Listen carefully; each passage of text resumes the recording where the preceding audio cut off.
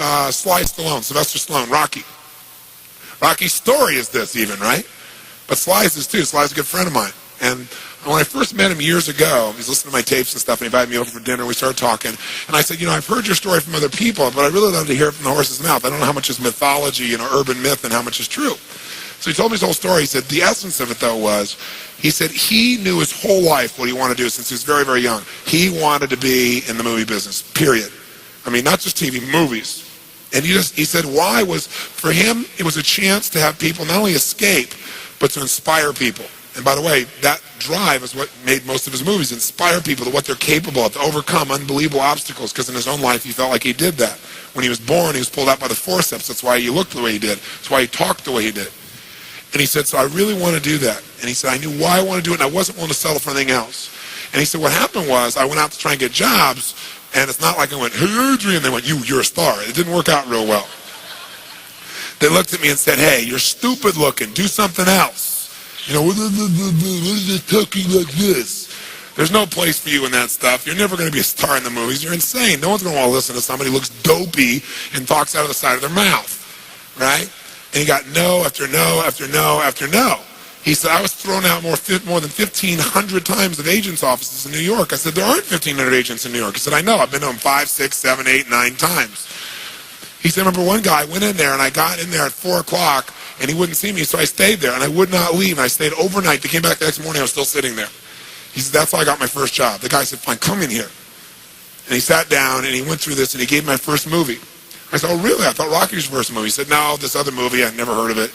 I said, well, what character did you play? He said, well, I was in it for about 20 seconds. I was a thug that somebody beat up. He said, because they made me feel like, people hate your guts. You getting beat up will be a good thing. And he did like 3 movies like that. Never got anything. Kept going out. Rejection, rejection, rejection. So finally he realized it wasn't working. So he changed his approach. He said, I was starving, by the way. He said, I couldn't pay for even to have heat in my apartment. My wife was screaming at me every day to go get a job. I said, well, why didn't you? He said, because I knew that if I got a job, he said, I'd get seduced back and I'd lose my hunger. He said, I knew that the only way I could do this is if it was the only choice, if I burned all other bridges. Because if I did a normal job, pretty soon I'd be caught up in that rhythm and that stuff, and I'd feel okay about my life, and I feel like my dream would just gradually disappear. And he said, I wanted to keep that hunger. That hunger was the only thing I thought was my advantage. He said, my wife didn't understand that at all. And he said, we'd have these vicious fights, and he said, it was freezing.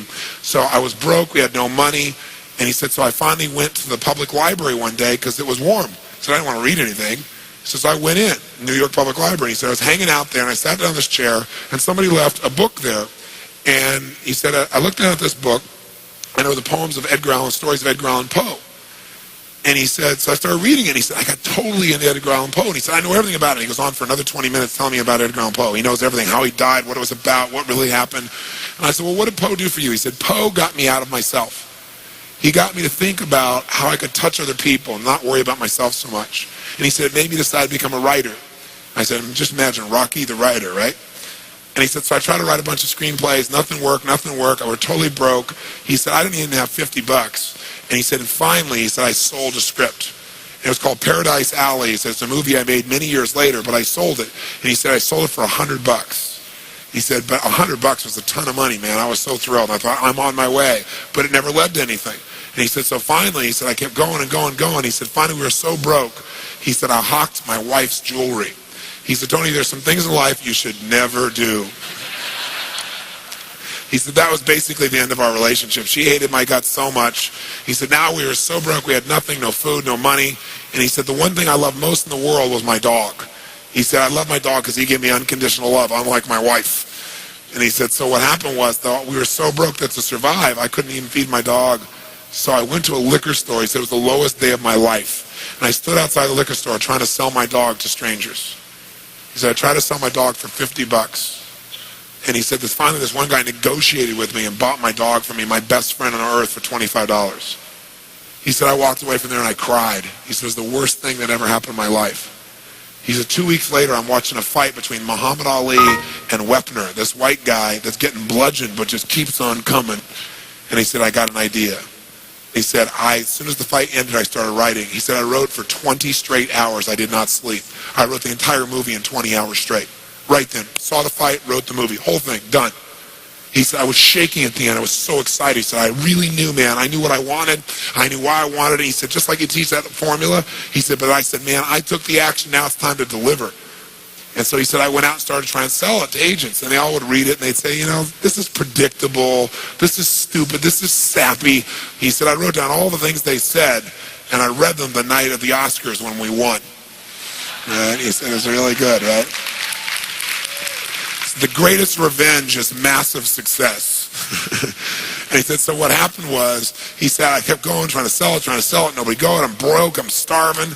He said, finally, I meet these guys, they read it, and they believe in the script, and they love it. And they offer me $125,000 for my script. I said, oh my God, you must have been out of your mind. He said, I was. I said, just one thing though, guys, you got a deal based on one thing. And they said, what's that? He said, I got a star in it. They went, what are you talking about? You're a writer. I said, no, I'm an actor. I said, no, you're a writer. He said, no, I'm an actor. That is my story, and I'm Rocky. He said, I got to play it. I got to be the head person. I got to be the starring role. And they said, there's no way. We're not going to pay you $125,000, take some no name and stick you in that and throw our money away. We need a star, And they want to have Ryan O'Neal play Rocky, to give you a picture. Can you imagine? That's who they picked, right? And so he said, no way, Ryan O'Neal isn't Rocky, I'm Rocky. Went through this whole thing, right? They said, well, take it or leave it. He said, I left the room. I said, if that's what you believe, you don't get my script. And he left. Here's a man with no money, none, totally broke, offered $125,000 more money he'd seen in his lifetime. And he walked away because he knew his real what? Knew his real what? And why he wanted it. He was committed to it. So he said they called him a few weeks later, and they came and brought him back, and they offered him $250,000 not to star in his own movie. He turned it down, $250,000. They came back, their final offer was $325,000. They wanted this thing. He said, not without me, and they said no.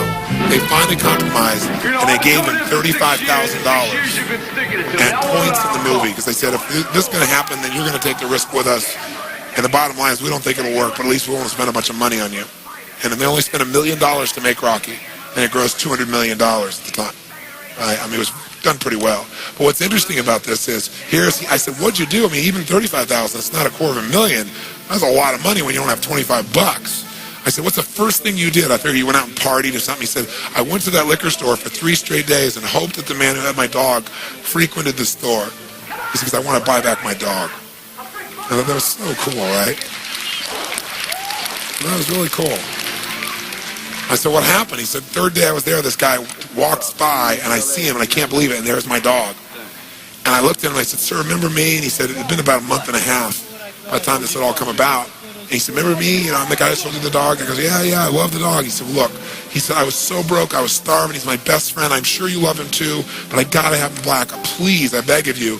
He said, I'll pay you $100 for the dog. I know you paid me $25, but I'll give you $100. And the man said, absolutely not. No way. It's my dog now. You can't buy him back, right? And Sly said, Tony, he said, know your outcome? I said, yeah. He said, I knew it. And he said, I kept changing my approach. So I went $500 for the dog. The guy said, absolutely no way. He said, $1,000 for my dog. The guy said, no amount of money on earth is ever going to get this dog for you. I said, what'd you do? He said, I knew my outcome, right? Because he listened to tapes, kept to him. He said, I decided to take massive action. He said, I got my dog. I just kept changing my approach, so I got it. I said, what'd it cost you? $15,000 and a part in Rocky. The guy's in Rocky.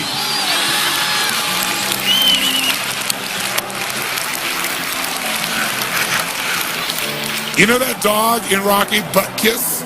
That's Sly's real dog, right? That's the dog. He bought him back. So he put his dog in the movie, and he put the guy in the movie and paid $15,000 when he had $35,000. Isn't that pretty cool? Pretty awesome.